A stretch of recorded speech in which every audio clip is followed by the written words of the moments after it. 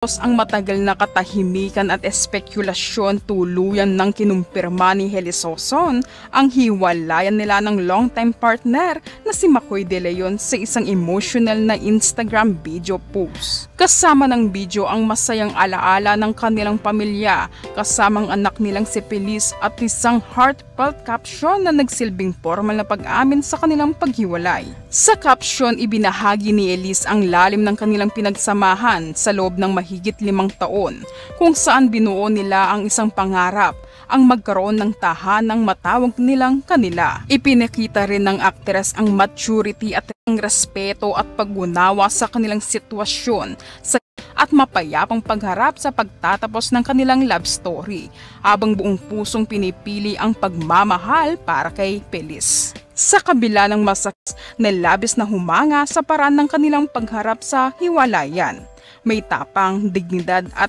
pagmamahal.